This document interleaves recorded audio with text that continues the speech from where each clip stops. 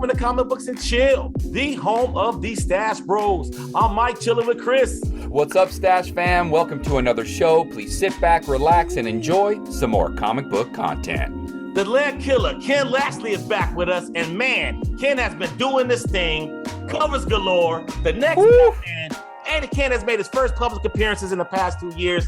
I can't wait to talk about that. Man, Mike, I'm hyped. Ken is a killer artist, and you're right. His current art run is epic. I'm very happy that he's back on the show. But before we chop it up with Ken, please like, subscribe, hit the notification bell, and please comment. Let's get started. All right.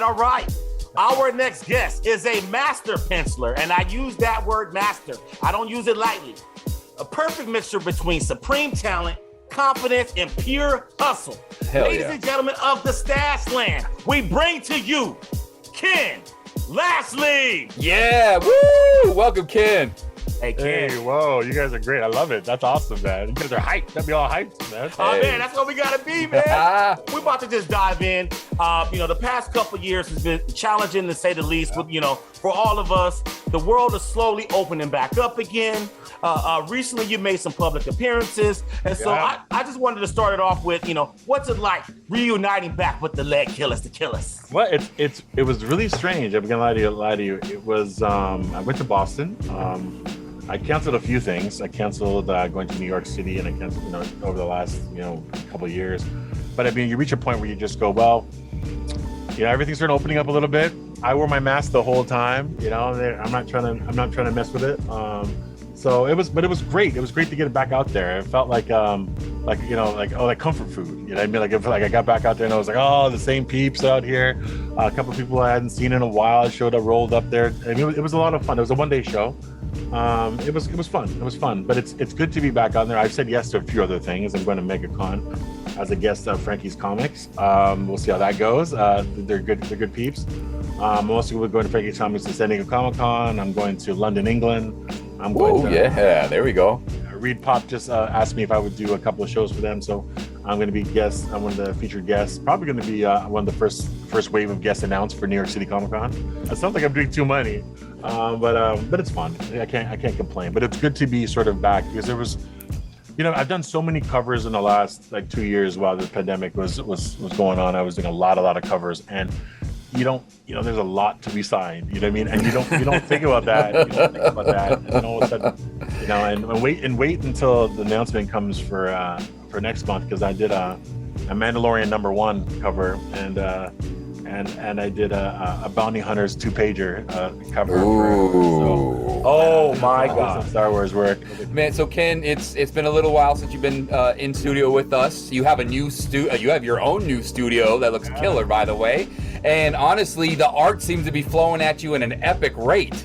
So we want to know, of the last year, what's been the most exciting thing for you? I'm doing my creator-owned thing. I'm doing a couple of things that are my own that are with Shannon Denton is a friend of mine, Monster Forge company. They're doing some stuff, and for me, has to really create meetings with that kind of stuff. But it's also fun to do. I'm a Star Wars guy and an X-Men guy and all these things, and I Am Batman was phenomenal, getting a chance to do that. And I talked to them this week about doing a Batman cover. So hell yeah! So it's just fun. It's just fun to do cool stuff that is, having to pick your own people to work with. So. Sometimes you're paired together with a colorist and whatever, but it's good to pick people that you really want to jive with that are good people. So working with Juan, he's in Puerto Rico and he does all the phenomenal covers, and we play off each other and he sends me stuff back and forth. So we're both going to get a chance to do that. He's super excited. It's so funny to listen to him talk. He's like, oh, and I say, oh yeah, I'm doing this next. He's, oh my God, man. Oh my God. Every job is like something cool. Like, oh, we're doing a Bounty Hunter. Oh my God. Oh, we're doing some Star Wars. Oh, we're doing Obi-Wan Kenobi. Even the Obi-Wan Kenobi cover that I just finished, that got a lot of press over the last couple weeks. That was totally on me. I just said, let me do what I want to do, and sort of an idea of debater head in the background and that kind of stuff. And also, I got an email from Lucasfilm saying, Hey man, we want some first right of refusal from these covers. Don't sell anything until you talk to us. So it's fun. It's fun to work with, to get that kind of stuff. So I think I have a couple of pieces in the Lucasfilm archives, but it's kind of interesting to have them reach out to you and say, hey, don't you sell anything unless you talk to us first. So it's pretty cool. Ken, like we've mentioned already a couple times, you're high demand cover artist, like one of the best in the industry. Do you ever actually turn stuff down? And if you do, why do you turn it down? Maybe I'm not into it. Maybe I just logistics and time. But just sometimes you just can't do everything, right? You just can't do everything. Like I'd like to do all this stuff, but I gotta sleep too, and I got other things. I'm working with Hasbro Toys. We're doing some really cool stuff on the new the board game called Betrayal. I'm doing stuff with them. And taking over the art chores on that entity, on that property. So it's gonna be a lot of fun. Wow. So your time is, you have to be smart with your time, right? You can't just say, oh, I'm just gonna do whatever and do all the things that come your way. And sometimes you just don't want to do it. Sometimes you're just tired. Just tired. And it's like sometimes the turnaround's too tight too. And oh, it's a Wednesday and we need it for Friday. And you're like, what, this week? You know what I mean? Can't do that. All right, kid. I mentioned this to you, a couple of days ago. A big reason why I wanted you on the show. We were part of a select group of Black artists that's been tasked with drawing Batman lead books. Okay, there's only been around 7. Trevor Von Eaton, Dennis Cowan, Kyle Baker, Brian Stelfreeze, Ryan Benjamin, Jonathan Glapian. I don't know if I'm pronouncing that right. And you. Was it a big deal for you? I know you're a Marvel guy, but was it a big deal when you got the I Am Batman? How's it feel being in that rarefied air? Well, I don't know, man. Ooh. That's the original, by the way. That's my very first. That's out because I was separating it from putting it into the no sell ever pile. Right. I have a binder of stuff that I will never sell. You don't think about it at the time because you're just doing work and surviving and doing whatever. But you know how important it is. And sometimes you walk into a room and you realize how important it is. And that's what it's like working on I Am Batman. Was very interesting. I think it's important, having your name on billboards in Brooklyn that month and having it all over New York City because he's moving to New York, and not really taking that. And that's sort of like, oh yeah, that's part of the marketing campaign. Oh, whatever. But thinking about what that really means, as a comic book artist, to have billboards in New York City with your name on it just for a comic book. I mean, it's a black superhero. It's a black Batman moving to New York, and you're a black artist. It's powerful stuff, and I may not think of it because I don't think about it in that way. They're gigs and their jobs and your work. But there's some kids out there right now who are saying, someday I'm going to grow up and I want to be like Ken. I want to be like that, and like how I wanted to be, when I want to be like John Byrne because I'm older. I want to be right. George Perez. I'm Barry Windsor Smith. Those kinds of people, those kinds of things. That's why I think it's funny when people on my wall go, oh man, this reminds me of like, this artist, and I go, I'm older than that guy, right? What you should really do is go to that person's wall and say your stuff reminds you of Ken Lashley. Don't think that just because you don't know my history doesn't mean that these guys aren't looking at what we're doing, right? So I think that it's great to be in this situation, you know what I mean? And but it's also one of those things where I'm not. It's not lost on me that I get to work on some of the most iconic characters. And even when I'm going to move covers or sell covers after I finish with them, I weigh that stuff. I go, man, I got a chance to draw Obi-Wan Kenobi here. I should just put this in the archives, right? Insanity, dude. So cool. Yeah, I got a chance to draw Mandalorian #1. I should probably put this in the archives. And Boba Fett. Oh, you know what I mean? Darth Vader. And Batman and X-Men and Spider-Man and all the $29.99 covers. That took me a long time to decide if I want to sell those or not. All 6 of those covers. Only 4 have been shown. There is a point in your life as a creator where it's beyond what you do, because it goes past that stuff. So you're drawing stuff and you're just enjoying it, and then you realize, wow, man, there's somebody being inspired by what you're doing, somewhere. So yeah, I understand that, man, and hopefully it's hopefully the next generation doesn't the difficult thing that we had to go through. Like I had to go through some difficult times to get where I am today. But you know, it would be easier for them, hopefully. But I wouldn't change my journey for anything because it built up my tough skin. You know what I mean? Like, so I don't take things too seriously. I always put myself first.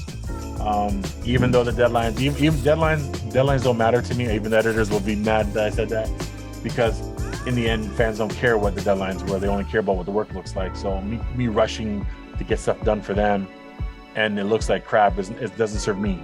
So I say, oh, I can't do that. I need another day. And 9 times out of 10, they just go, okay, take it. But I've come a long way, and it's been great. It's been great, man. Thank you for answering that question. I wanted to know if there was that, that out-of-body experience moment where, where it's not work anymore and you're just kind of reflecting on some of the significance of some of these gigs, And so I really appreciate you answering that. I'll tell you, the editor on The Bounty Hunters said something to me that I thought I was past. I thought I was way past that, in my career, and said to me, it was an honor and a privilege to work with you on these covers. Right. And I said, I've been a big fan of your work. I mean, but you don't get that very often. Usually people say, oh, great stuff, Ken. It's business. But having an editor tell you that they respect and they thank you for gracing us by doing this. Those are powerful words, man. Those are powerful words, right? And I think we don't tell each other enough the good things that we do for each other. We're 2 days removed from the passing of legend in the comic book world, Neal Adams, and I just want you to tell us, what do you think of Neal Adams' career? Like, what kind of imprint did he leave on comic books? Wow.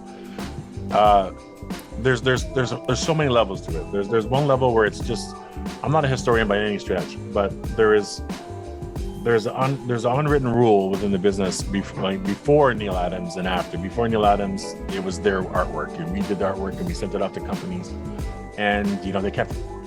And Neal Adams fought for us to have art returns and fought for creators' rights and fought for those things that people don't. It's commonplace. Yeah, get my artwork back. So when you sell a piece of artwork, like I just talked about selling artwork and moving it, and telling you, that's because Neal Adams fought for those things, and so I get that artwork back. It's mine to sell. And that is a huge part of somebody's bottom line and how they take care of their family. Like, selling original artwork is a massive part. It's actually, in most people's lives, it's more lucrative than actually doing the artwork in the first place. So it's like, you don't even think about those things. And when you're selling covers for, some guys are selling their covers for $5,000 to $10,000, and that's what they sell for. Yeah. So imagine not being cutting that income out of your family, but all on top of that, fighting for Kirby's rights, fighting for all of these creators who he fought for, and besides the fact that he was revolutionary in the way he fought and the way he did his art, he could only have been a person with that kind of ability to be the spearhead, the thing that he did, because if anybody else would be dismissed. But because he was so talented and did some of the iconic things that he did, when he spoke, it had real meaning and real weight. When I look to see Neal Adams, I see his work and some of the stuff he's done. Muhammad Ali vs. Superman, man, oh God! I remember that, and all the people he drew it's just there are iconic pieces of artwork. I don't have anything iconic in my portfolio. You know what I mean? I'm trying to get to the point where I have iconic pieces where people, when they think of Ken Lashley, they think of this piece. Do you know what I mean? Maybe the Doomsday cover #1 that I did might be in that category. But I mean, as far as what he's done and changed the how you tell stories, how creators' rights, being a spokesperson for all the change that had to happen. He was just a force of nature and changed how the business ran. I would say that just by him fighting for art, just if all he did was art returns, and getting artists to get back their stuff, that's a monumental. But that's a small blip on all the things that he did. And artistically, I don't think there's too many people that can match him. Skill-wise, he could draw anything, but his dynamics, his storytelling was where his strength was. And I think you don't get too many times you get the perfect storm. Usually you get one area really, really good. I fall into more the drawing end, my storytelling, because I just don't do it as much. It's not, but covers have really made me a better storyteller, because you got one image, let's see what you got, right? And so it's I'm getting better at storytelling, but that's one aspect of storytelling. Another storytelling is setting up pacing and setting up things. So I think I didn't really know what I was looking at when I first looked at his work when I was a kid, or even when I got into business. I was looking, that's a cool picture. But as I get older, I realize the subtleties, the nuance that's going on in there, and it's such powerful stuff, right? Like the people that I liked at the beginning of my career, I don't see them the same way, right? Because you're like, oh, you're the watered down version of this artist from the 60s, or you're stealing this from this. And as you become more educated in the comic book business, you realize how much how Neal Adams really changed how superhero comics were made. I want to talk more about, you've been alluded to it, and I want to specifically dive into it at this point.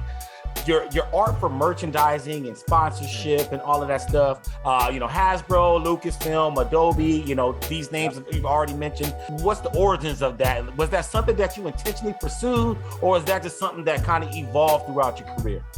I can answer this really nicely, and I can say it. That's a politically nice answer that makes everyone feel good about it. But the truth of the matter is, I can be honest with you, is I needed to make sure that I could take care of my family. So I made sure that I was diverse enough to go and get multiple paychecks as opposed to getting one check from one source. So one check from one source, they have leverage over you at any given moment. I had multiple revenue streams coming in, and I wanted to make sure that I was covered because I was working at Marvel. And I was moving along and bought a house and everything was good. And I get a phone call one day and I was out of work. And I was just like, oh. And I remember talking to the editor, and she may not remember this, but I'll remember it for the day I die. I said, I was upset because I just bought a house and I was feeling, holy cow. And she said, I know you used to do a lot of things for Marvel, but what have you done for Marvel lately? That's what she said. and all I could think about in my head was I will never let anyone speak that way to me ever again. So I started to like, okay, because if you really think about it, when she said that to me, I'm thinking to myself, you don't make any money from Marvel. I do. And I have to remember that when I'm talking to these editors. I have to remember that I'm still the person that makes the money for them. These editors just calling me. They don't make any money. So I have to remember that I am the person that drives the bus. They may show me which bus to drive and say, that's the bus, that's the bus, that's the bus. But they can't drive the bus. Right? So I have to make sure that I'm reminded of who is the person really, truly driving the bus. So I started to work in diverse. I started working on the comic books and designing stuff and working for Lucasfilm. Just started to do that. Just start to broaden my horizons by I got an agent and started showing that stuff around. And when everyone was getting in line for DC and Marvel, I was getting in line to Hasbro. I was talking to Hasbro execs. I was talking to Mattel execs. I was trying to get, I love you working on this book, and oh yeah, I love it. We're doing this, and then you start to get into those spaces, and then you perform. So you get in those spaces, and you start doing those great work, and then you start getting a go-to guy for Hasbro, a go-to guy from Mattel, a go-to cover guy from Boom. So you start to get all of these revenue streams all at once, and then you have a really, really good year. And I had a studio, and a couple good guys working for me, and we were hustling and getting stuff done. And I became the go-to guy for Hasbro, and the go-to guy for this art director, the go-to guy for this editor, and I wasn't doing any comics because comics didn't pay, and it just wasn't that. And then all of a sudden, you land 2 or 3 comic book gigs. So you're doing comic book gigs, and you got Hasbro, and then you got Mattel, and you got this, and you got that. Yeah, so then you start. It looks like, oh my God, Ken's covering doing everything. Well, because it was out of necessity. Right. And I had to survive. I wanted to survive. And now that I'm older and I've done it for 20 years at all these places, people look at me like, oh God, Ken's like a force of nature. Look at all the stuff he's done. Look at all this stuff. I said, but each thing drives each other.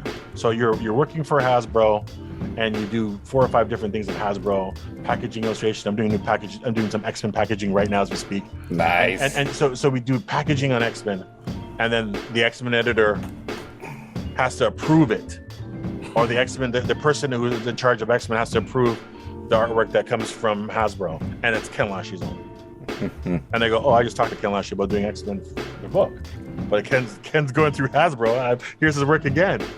It's like, geez, man, this guy's. And then it's like, oh, and then you're on the cover of a magazine, and just because you do all of these things because you just want to survive, and you just want to do the best you can, and then all of a sudden they all stick. And what if I do 9 jobs in a month? Okay, great. What if next month I only do 3? But the other ones still exist. Oh, I do Avengers cutscenes, and then I do I just finished doing a job for Riot Games. Just like, so it's like, oh, okay. It's just one of those things in life. You just have to think to yourself, what do you want to be? You want to take care of your family as best you can. So I didn't go into it with a plan saying, well, I'm going to corner the market and all this stuff. I got in the market saying, I'm going to take care of my family, and comic books show to be incredibly unreliable. Incredibly unreliable. And then I got really good at comic books, and it became super reliable, but I wasn't going to give up my other jobs for it. So I just managed all of it. It seems like you've worked with everybody now, every character, but is there an underrated character that you haven't worked on that you would like? If they give me Silver Surfer, then I'd probably retire. Ooh, really? No, please, no, never that. Because it'd be like, but there's nothing else to do. I would say, and I haven't done a run on Batman. That's what I'm talking about. There you go. Now you're speaking my language, Ken. I haven't done a run on Batman. That's not retire till you do a run on Batman. That's not retire. Let's make it back. Well, it's not like I didn't talk to them this week, so we'll know. Oh, come on, Ken. Share some information, please. Well, I'm doing a cover for sure. That's for sure. But the problem is, it's the hardest job I've ever had to do is drawing comics, and it's the least paying. I can be honest with you. It pays like. It's such a hard job. Like, it's so much work. Like, to draw a monthly book is just work. Like, it's just lots and lots of work. And also, you can only affect one product. And I think Marvel and DC like to have you do lots of covers, so it covers a lot of different products, right? So you draw one monthly book, then takes you off the list for covers. And then they're like, no, man, we give Ken 10, 15 covers. That's the same like doing a monthly book. Oh, all right, so now it's time for the main event. Yes. Okay, so Ken, we've had several conversations, man. We love music, we love hip hop, man. So we about to veer into this world, into this dimension. And so normally when we do our main event, we cover comics. But since we got the Ledkilla joining us again for the second time, sure. I wanted the world to know, and for the Ledkilla to give us his 5 favorite MCs, not in any particular order, but 5 favorite MCs. Ledkilla, drop it on us. Heavy D. Ooh, there we go. Hell yeah, Heavy D. Quali. Yes. Common. I love Common. I mean, Common is like, I can listen to Common all day long. You know, Tribe. You can't go wrong with Tribe. There we go. Oh. Probably Madlib is probably my. Ooh, there we go. Nice. When I'm drawing, my kids come here and go, "What are you listening to?" You know what I mean? Boss Mova. I like some of that European stuff. I like some of that Brazilian funk. I listen to that stuff, man. We Funk is one of my favorite stations all the time. They would give some rare cuts and interesting grooves. I like that flavor, man. That's one of the things I listen to. All right, man. So we got the recap. These are the Ledkilla's picks. Now, I love this. You got Heavy, my dilly D. Yeah. I love that, the overweight level. And then I love this because you got Mos Def, Talib Kweli, Black Star. I put them all together. And then you got Madlib on there, which Black Star is combining with Madlib this summer. Tribe Called Quest, and then Common. I love this list. You got but for me, out of all the 5, I'm loving the fact that you're giving Heavy D. I gravitate towards those a lot. You know, if those things come on, I'm good. I'm good. Ken, it's been a pleasure like always. Is there anything else we haven't discussed that you would like the Stash fam to know about? I'm doing a clothing line right now, and it's going to be very 70s retro inspired. So it'll be stuff that's I'm doing artwork for it now. I've done a lot of pieces. It's kind of cool. It's very, very graphic. It's very super. It has very little to do with comic books. It's just things I wish I could wear guy myself. Because I wear this one brand all the time. I'm wearing it right now. That's Psycho Bunny. I wear Psycho Bunny all the time. because it's a big man and it's graphic and stuff. But you know, I mean, I'm trying to do cool things that I would want to wear, if that makes sense. I'm doing Wild Cards cover right now for Marvel. I just finished doing that like literally 5 minutes ago. And after that, I'm doing a cover for Black Panther for Marvel Studios. Ken, man, thank you so much. We can't wait to have you back, brother, man. Well, that's all for our show. If you like what you see, please subscribe and hit that like button. We are the Stash Bros. I'm Mike, speaking for Chris and Ken Lashley. We are out. Peace.